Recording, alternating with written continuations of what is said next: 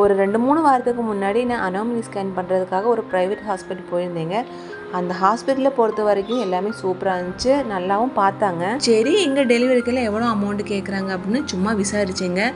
அந்த அமௌண்ட் கேட்டோன்னா நானே ஷாக் ஆகிட்டேங்க. ஒரு நார்மல் டெலிவரிக்கே வந்து 40,000லேருந்து 80,000 வரைக்கும் சார்ஜ் பண்ணுறாங்களா. ஆப்ரேஷன் ஆனிச்சுன்னா 1,00,000 வரைக்கும் ஆகும் அப்படின்னு சொல்லிட்டாங்க. அட பாவிங்களா அப்படின்னு எனக்கே ஒரு மாதிரி ஷாக் ஆகிட்டேன். சரி நம்ம இன்னும் இங்கேயே வந்து டெலிவரி பார்க்க போகிறோம், நம்ம கவர்மெண்ட்டில் தானே பார்க்க போகிறேன் அப்படின்னு மனசு தேர்த்திக்கிட்டேங்க. அதுக்கப்புறம் மேலும் இன்னொரு விஷயம் சொன்னாங்க. அவங்க இங்கே வந்து நார்மல் டெலிவரிக்கு வந்து 3 நாள் முன்னாடி வந்து அட்மிட் ஆகிடணுமா. அது எதுக்கு அப்படின்னு கேட்டதுக்கு நாங்கள் சில வேலை எக்ஸசைஸ் எல்லாம் சொல்லி கொடுப்போம் அப்படின்னு சொன்னாங்க. எக்ஸசைஸாக எதுக்குங்க, நார்மல் டெலிவரிக்கு எதுங்க எக்ஸசைஸு அப்படின்னு கேட்டதுக்கு இப்போ இருக்கிற பொண்ணுங்களுக்கெல்லாம் வந்து நார்மல் டெலிவரி ஆகிறது ரொம்ப கஷ்டங்க அப்படின்னு சொன்னாங்க.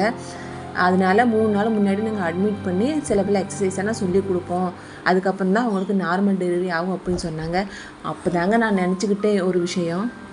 நான் சின்ன பிள்ளையாக இருக்கும்போதே எங்கள் பெரியம்மா எங்கள் அம்மா எல்லாம் ஒரு விஷயம் சொல்லியிருந்தாங்க. நான் வந்து வீட்டில் தான் பிறந்துருச்சான், எங்கள் அண்ணனுங்களும் அது மாதிரி தான் வீட்டில் தான் பிறந்துருச்சான், வேறு பக்கத்தில் யாருமே இல்லையா துணைக்கு, எங்கள் அம்மா மட்டும்தான் இருந்துச்சா. அதான் நார்மல் டெலிவரி ஆகிடுச்சா. அப்போல்லாம் அந்த காலத்துலலாம் எப்படிங்க நார்மல் டெலிவரி ஆகிடுச்சு அப்படின்னு பார்த்தீங்கன்னா, நம்ம பார்க்குற வேலை தாங்க, நம்ம பார்க்குற வேலையும் நம்ம சாப்பிட்ற சாப்பாடு, வீட்டில் நம்ம நார்மலாக ஒரு வேலை பார்த்தாலே போதுங்க, அதுவே ஒரு எக்ஸசைஸ் மாதிரி தான் நமக்கு. அன்றைக்கி எங்கூட ஸ்கேன் பண்ணால் வந்தால் நிறைய பொண்ணுங்கிட்ட நான் கேட்டேங்க. அவங்கெல்லாம் சொன்ன ஒரு விஷயம் என்னென்னு பார்த்தீங்கன்னா, என்னால் வேலையே பார்க்க முடியல, ரொம்ப டயர்டாக இருக்குது, அங்கே வலிக்குது இங்கே வலிக்குது. அந்த வலியில் இருக்குதாங்க செய்யும். அதுக்காக நம்ம பயந்துக்கிட்டே இருந்தோம்னா நம்ம பயந்துக்கிட்டு இருக்க வேண்டியதான். இந்த வீடியோவை யாராச்சும் ப்ரெக்னெண்ட்டாக இருக்கவங்க பார்த்தீங்கன்னா கண்டிப்பாக நான் ஒரே ஒரு விஷயம் மட்டும் சொல்லிக்கிறேங்க. தயவு செஞ்சு பயப்படாதீங்க. எல்லாத்துக்குமே பயந்தான் நம்ம டவுன் ஆகிறதுக்கு ஒரு மெயின் காரணமே. ஃபஸ்ட்டு உங்களால் முடியும், சின்ன சின்ன வேலை, நீங்கள் ரொம்ப வேலைலாம் செய்ய வேணாங்க, சின்ன சின்ன வேலை, வீட்டு வேலை, கூட்டுறது, பெருக்கிறது, பாத்திரம் கழுவுறது, இந்த மாதிரி சின்ன சின்ன வேலை பார்த்தாலே ஒரு நாளைக்கு நீங்கள் ஒரு 2 மணி நேரம் எப்படியாச்சும் கொஞ்சம் கொஞ்சம் வேலை பார்த்தாலே போதுங்க. அதுவே நம்மளுக்கு வந்து ஒரு நார்மல் டெலிவரிக்கு கொண்டு போயிடுங்க. அவங்க ஹாஸ்பிட்டலில் சொல்ல மாதிரி எக்ஸசைஸு அது இதெல்லாம் நமக்கு எதுவுமே தேவை கிடையாது. ஃபஸ்ட்டு நீங்கள் பயப்படாதீங்க. இல்லை உங்களால் வேலையெல்லாம் பார்க்க முடியாது அப்படின்னு நினச்சிங்கன்னா காலையிலையும் சரி சாயங்காலமும் சரி ஒரு 1/2 மணி நேரமாச்சும் வாக்கிங் போங்க. கொஞ்சம் ஸ்பீடாக, அதுக்குன்னு கொஞ்சம் பொறுமையாக நடக்காமல் கொஞ்சம் ஸ்பீடாக நடங்க. உங்களால் இந்த ஸ்பீடில் நடக்க முடியும் அப்படின்னு நினச்சிங்க அந்த ஸ்பீடில் நல்லா நடங்க. அதுவே நமக்கு ஒரு எக்ஸசைஸ் தான். சரிங்களா?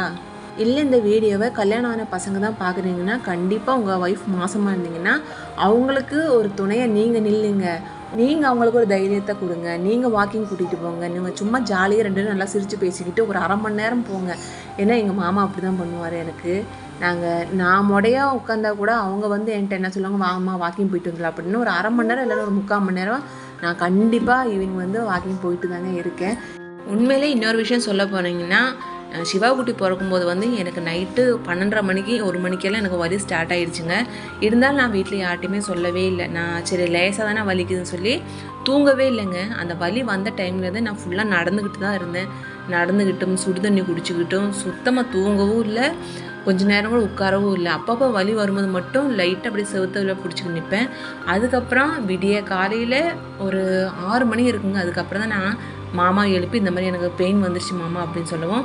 சரி வாமா ஹாஸ்பிட்டல் போகலாம் அப்படின்னு சொன்னாங்க. வேணாம் மாமா இன்னும் நல்லா வலிக்கட்டும், அதுக்கப்புறம் நம்ம போய்க்கலாம் அப்படின்னு சொல்லி மறுபடியும் நான் அவ்வளோ நேரம் வாக்கிங் போனேங்க. ஒரு மணி நேரம் 1.5 மணி நேரம் வரைக்கும் ஃபுல்லாக வாக்கிங்கில் தான் இருந்தேன். அதுக்கப்புறம் ரொம்ப வலி எனக்கு தூக்கி விட்டுருச்சு. சரி இனிமேல் வீட்டில் இருந்தால் சரி வராது, வாங்க போகலாம் அப்படின்ட்டு மாமா அழைச்சி நான் ஹாஸ்பிட்டல் போயிட்டேன். அதுவும் நான் நடந்து தான் போனேன், வண்டியில் போகலைங்க. நடந்து ஹாஸ்பிட்டலுக்கு நடந்தே போயிட்டேன். ஹாஸ்பிட்டலில் போய் உள்ளே போய் செக்கப்பெல்லாம் பண்ணிவிட்டு லேபர் ரூமுக்கு அழைச்சிக்கிட்டு போய் 5 நிமிஷத்துக்கு வந்து நம்ம சிவாக்குட்டி பிறந்துருச்சுங்க எனக்கு.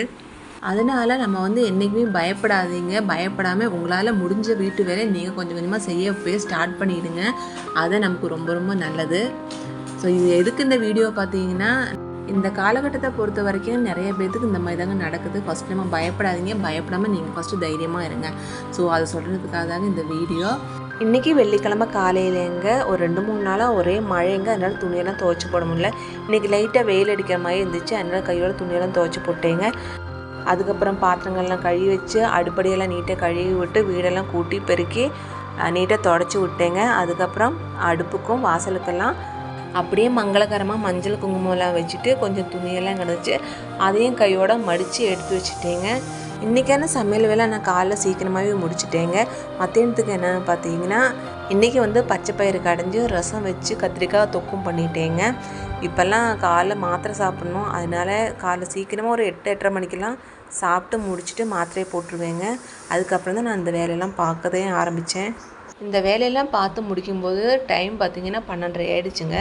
அதுக்கப்புறம் என்ன வேலை, எல்லா வேலையும் முடிஞ்சிடுச்சு. இனிமேல் கொஞ்ச நேரம் படுத்து தூங்க வேண்டியதான். இன்றைக்கி வந்து ஆடி மாதம் வெள்ளிக்கிழமைங்க. இன்றைக்கி சாயங்காலம் சூப்பராக சாமியெல்லாம் கும்பிட்டுட்டு கோயிலுக்கு போகலான்னு நினைக்கிறேங்க. நம்ம சேனலில் ரொம்ப நாள் கழித்து டெய்லி ரொட்டீன் விளாக் போட்டிருக்கேங்க. வீடியோ எப்படி இருக்குன்னு மறக்காமல் கமெண்ட் பண்ணுங்கள். அப்படியே வீடியோ நல்லா இருந்துச்சுன்னா மறக்காமல் ஒரு லைக்கு தட்டி விட்டுருப்போங்க ஃப்ரெண்ட்ஸ். பாய்.